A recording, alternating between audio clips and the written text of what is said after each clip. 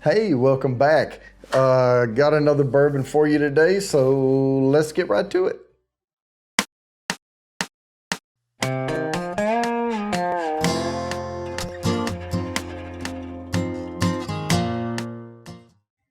All right.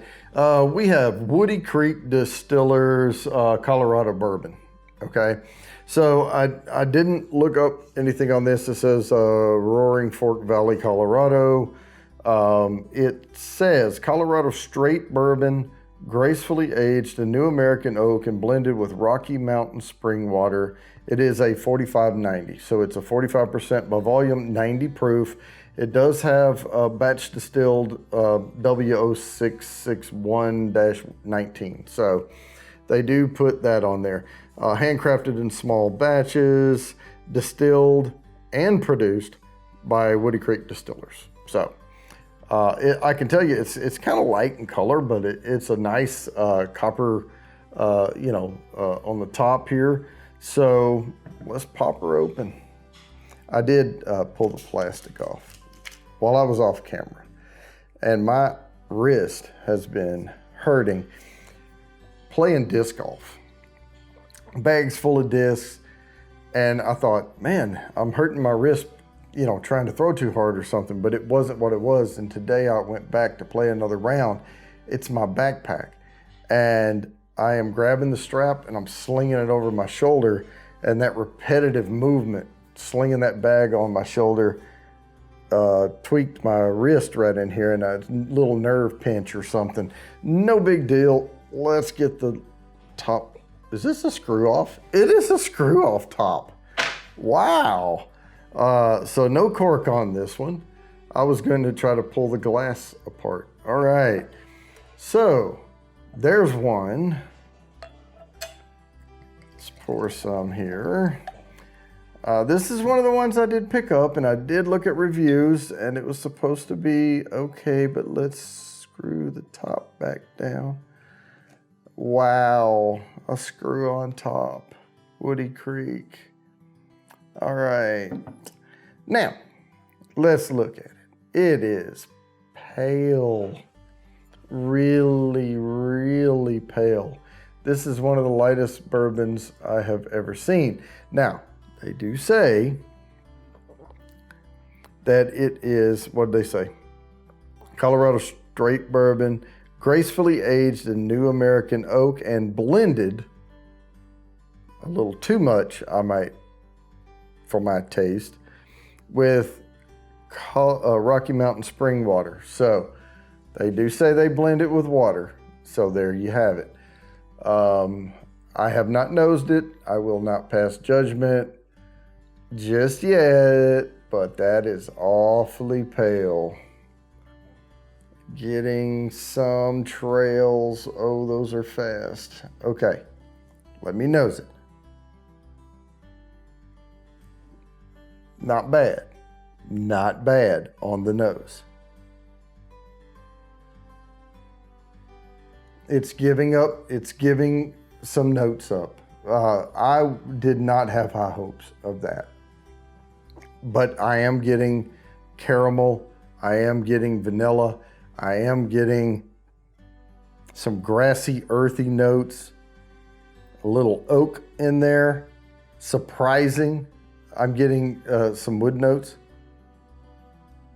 A little bit of maybe a little pine note to it as well. Cedar, like a cedar chips. Not a bad nose, and the legs are not super bad either. I mean, they're not the best I've ever seen. They're running down pretty quick, but they're there. I have seen some bourbons before that just hardly had any legs at all. These are really skinny legs, but it is what it is. But good aromas coming off of this. Surprising. Now, for me, it's on the lower end. I know the 80-40, but really the 45-90 is like my bottom end. Wow, that is a surprisingly good nose, though, for that pale of a bourbon. All right, So let me go on ahead, swirl it one more time. The legs are, I mean, they're still running down really fast and really thin, but they're there and it's making a good bead, and there's a lot of trails coming down.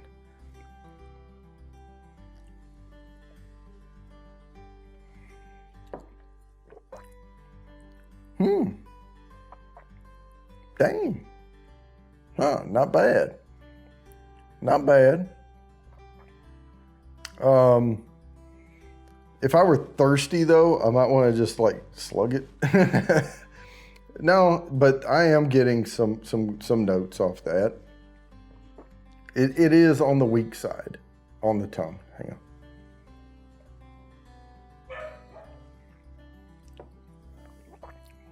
Yeah, but pleasant.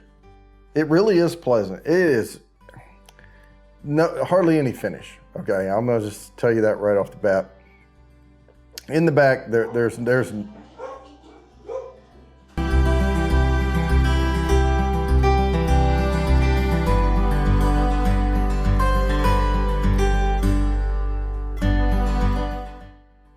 All right, guys, we're back. Listen, we had some company come over and my four-legged doorbells started going off. Dogs went nuts. So that has calmed down. As I was saying, there's no finish on this. Of course, I'll edit that. We'll cut it out. We'll smooth it over. But good nose, good, well, I won't say good trails. Okay trails, they're thin. So let's get back into this again. Let me take another taste.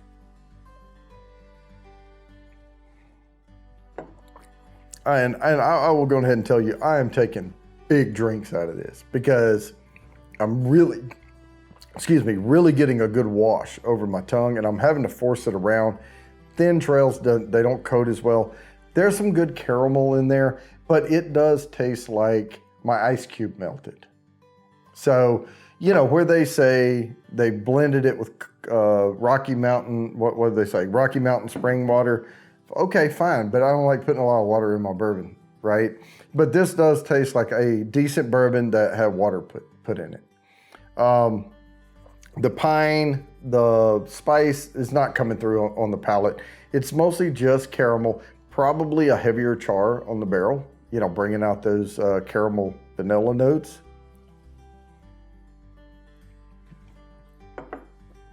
But, I mean, this is like a super easy sipper. I would say if you're wanting to get into tasting bourbon for the first time, this is an excellent, good little starter bourbon because you're not going to get, you're going to get a good nose on it, but you're not going to get a lot on the palate. It's certainly not going to burn you. It's not going to singe you. It'll get you used to it. You can kind of taper up from there. Just be careful if you're going to jump into those barrel proofs or cast strengths. They get a little hot, and they can overwhelm you a little bit. But this one will not. But not a bad bourbon. It's just weak. I wish they hadn't blended it down so much and paled it out so much. But with that, guys, I'm going to go ahead and wrap this up. As always, please like and subscribe. Hit the bell down there for notifications, and I promise I'll keep bringing you these videos.